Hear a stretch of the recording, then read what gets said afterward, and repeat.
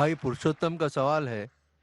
हमारे हिंदू धर्म के पंडित आचार्य ये जानते हैं कि वेद और हिंदू धार्मिक किताबों में मूर्ति पूजा मना है, लेकिन हम शुरू में इतने मजबूत नहीं रहते, इसलिए हमारे जहन को कंसंट्रेट करने के लिए मूर्ति की ज़रूरत पड़ती है।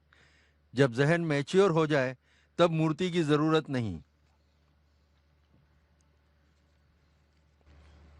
भाई ने सवाल पूछा था कि हम जानते हैं हिंदू धार्मिक किताबों में लिखा है कि मूर्ति पूजा हराम है, मना है, लेकिन क्योंकि कंसंट्रेशन के लिए पहले पहले हम मूर्ति का सहारा लेते हैं, बाद में जब हम मेच्योर हो जाते तो ज़रूरत नहीं। अगर मान लो जो आप कह रहे सही है कि पहले पहले इनिशियल स्टेज में आपको ज़रूरत है मूर्ति की इबादत करने के लिए, बाद में जब मेच्योर हो जाएंगे तो ज़रूरत नहीं, तो मैं ये कहना चाहता हूँ कि हम मुसलमान ऑलरेडी मेच्योर हो चुके हैं, हमको मूर्ति की ज़रूरत नहीं इबादत करने के लिए।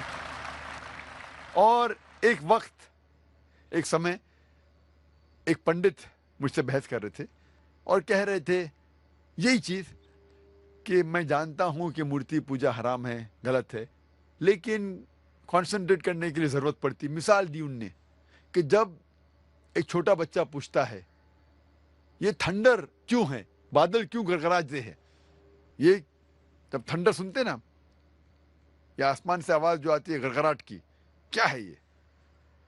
तो पंडित कहने लगा हम कहते हैं बच्चे से, क्योंकि वो नहीं समझ पाता है, कि आए माँ चक्की पीसती है। आसमान में आई माँ, नानी चक्की पीस रही है, क्योंकि बच्चा है, क्या समझेगा? तो मैंने उससे कहा कि आप तो ये जवाब दे सकते हैं, लेकिन मैं ये जवाब नहीं दे सकता हूँ, क्योंकि मैं अगर मेरे बेटे से कहूँगा कि ये ठंडर जो है थंडर है इसीलिए क्योंकि आई माँ चक्की पीसती है, और जब वो स्कूल में जाएगा और चंद साल बाद ये सीखेगा कि thundering is due to sudden expansion of the rapidly heated air, उसके वजह से ये थंडर है, तो वो सोचने लगेगा कि टीचर गलत बोल रही है। जब उसे पता लगेगा टीचर सही बोल रही है, फिर बोलेगा मेरा पिता झूठ बोल रहे थे। इस्लाम में झूठ बोलने की जरूरत ही नहीं, हक पूछने के लिए झूठ की जरूरत नहीं। हमें साफ साफ कहना चाहिए, हमें कहना चाहिए अच्छे अंदाज में क्यों ठंडर होता है। जब गलत जवाब देंगे तो कल पकड़े जाएंगे और फिर सही नहीं होगा। हमें अच्छे अंदाज में समझाना चाहिए हमारे बेटे को।